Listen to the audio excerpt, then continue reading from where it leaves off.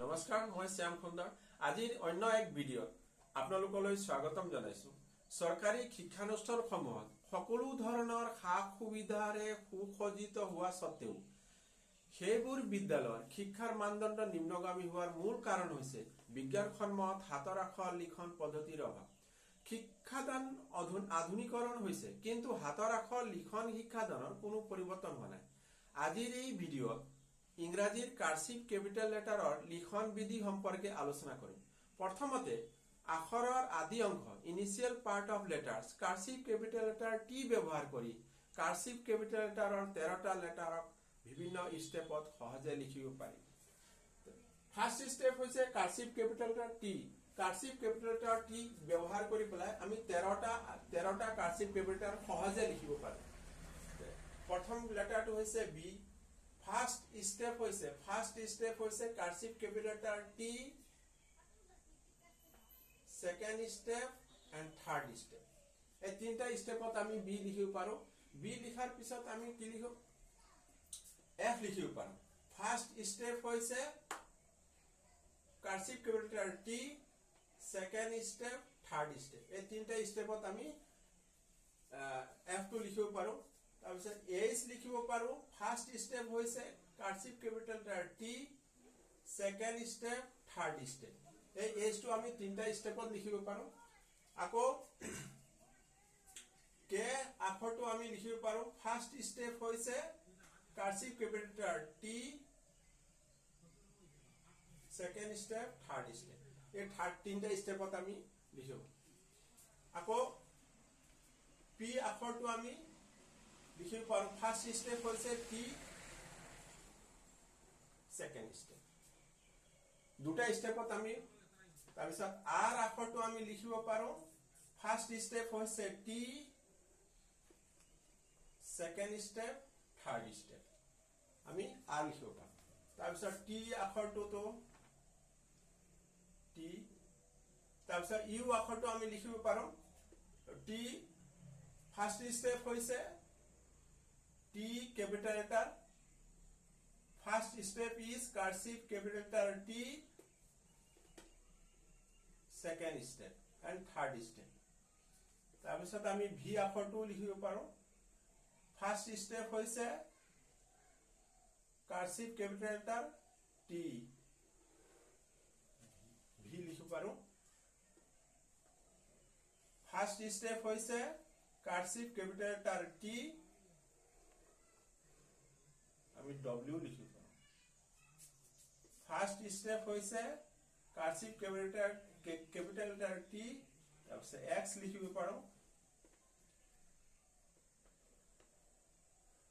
ঠিক তেনেকৈ ৱাই লিখিব পাৰো।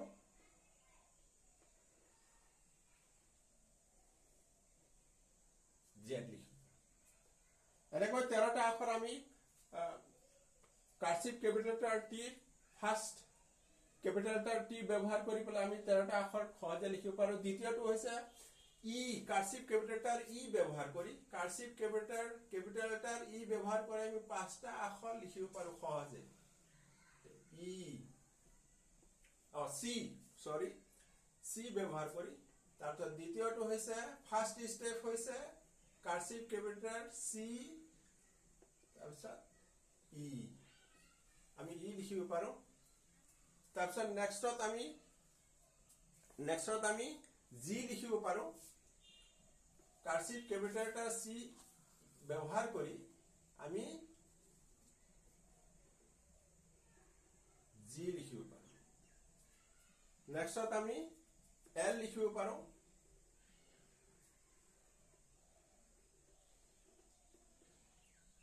তাৰপিছত S. Cursive capital letter C ব্যৱহাৰ কৰি আমি এই 5টা আখৰ সহজে লিখিব পাৰো। First step is cursive capital letter. তৃতীয়তে আমি লিখিব পাৰো হাফ টিক মাৰ্ক ইউজ কৰি পেলাই আমি তিনটা লেটাৰ লিখিব পাৰো। ফাৰ্ষ্ট স্টেপ হৈছে half tick mark, second step, third step and fourth step M লিখিব পাৰো। First step half tick mark, second step and third step.